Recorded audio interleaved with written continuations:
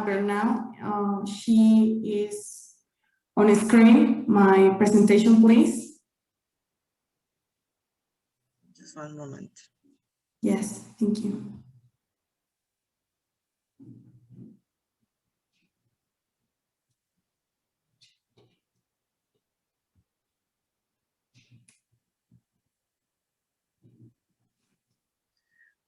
Okay, Melissa, I think.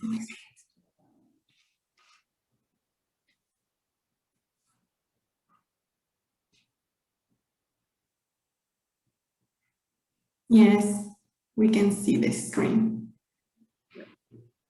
Thank you. Thank you, Daniela, and welcome.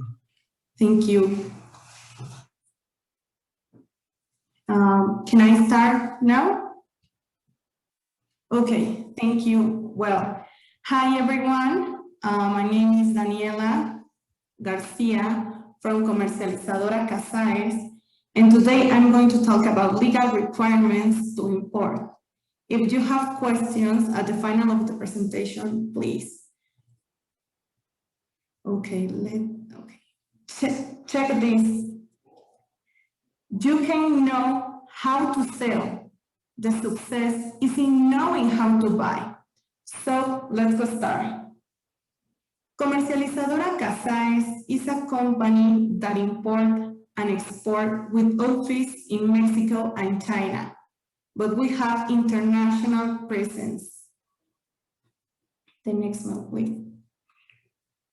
If you see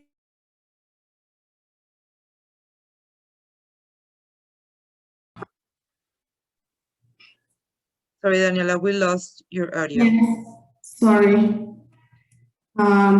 Okay, can you hear me now? Yes, we can. Thank you. Okay, thank you. If you see this slide, this is us. Manufacturers, search for customers and products, competence, market opening, but something that makes us different is that we generate saving. And this is really important for the companies. First, we need to know what is customs clearance. Well, it's all the legal matters related to the entry or exit of the goods. And if you can look the information, it's according to the Tax Administration Service or TAX. Now, I'm going to talk about 7 important things to import. In my example, we use a Canadian company imports to Mexico. In the first place, the company must be registered in the list of importers.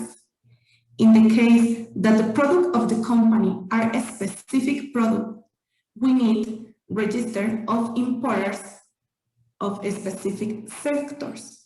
This register have 3 important points. The first is in the charge of the Tax Administration Service, or the TAX, the Federal Taxpayer Registration, NFC, and compliance with your tax obligations. The second point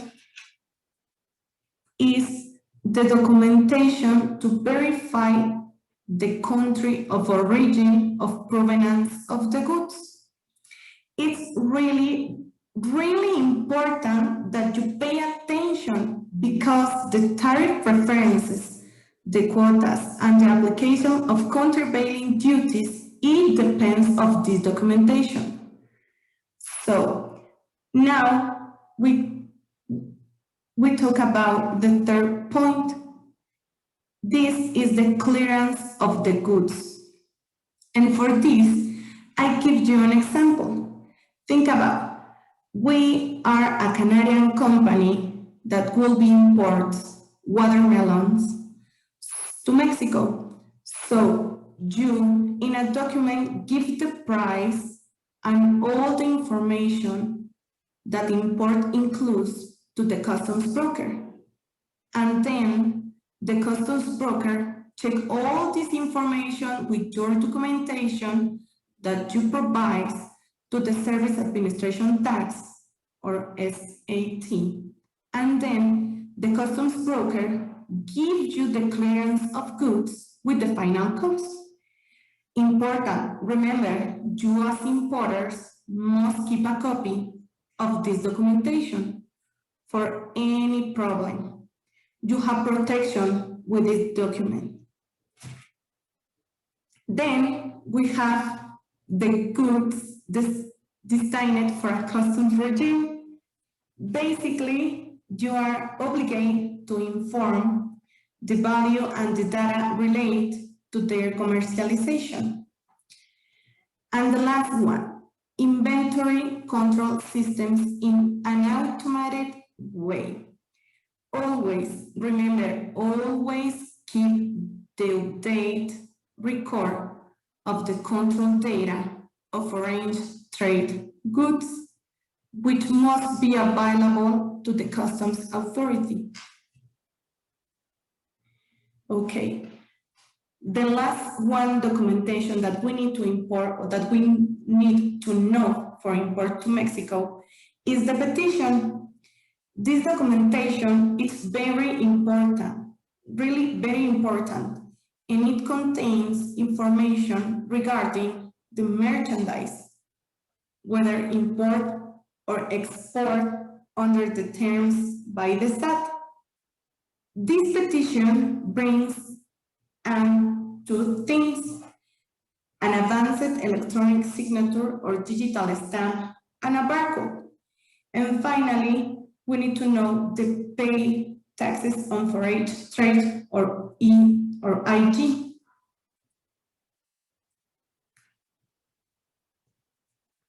So let's go to the practice.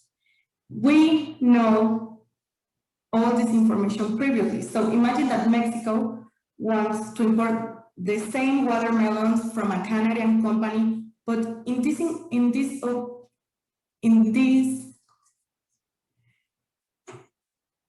time is permanently. Now, with all the previous information, we can know what we need.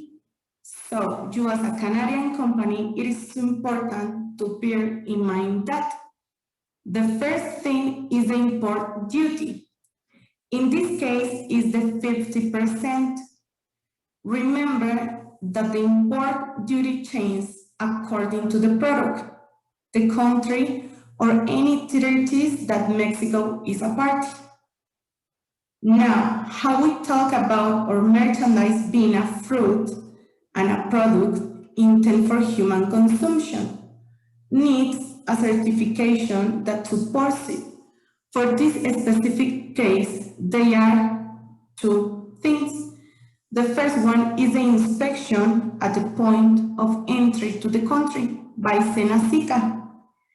SENASICA is the National Service of Agri-Food Health, Safety and Quality in order to certify that the product is free of pests and diseases. And the second, phytosanitary certificate from SENASICA after inspection in order to review and certify that the product is free of pests and disease.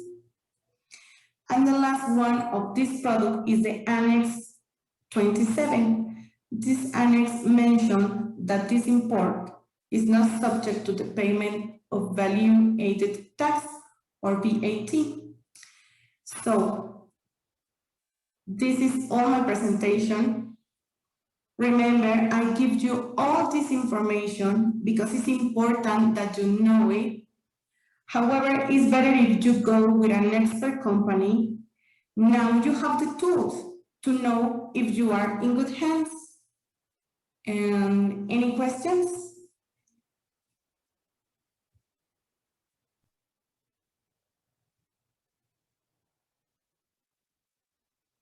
Thank you so much, Daniela, for your presentation. I don't know if someone of the attendees has any questions at all. I don't see any in the Q&A or in the chat box. Okay, so if there are no questions from the attendees, I will go ahead, Daniela, and thank you for your presentation today. And on the screen, we are going to present your diploma as a recognition for attending our event, which will be sent via email at the end of this day. Thank you so much. Okay, thank you so much. You're welcome. Okay, and now with this conference, we close our program for today.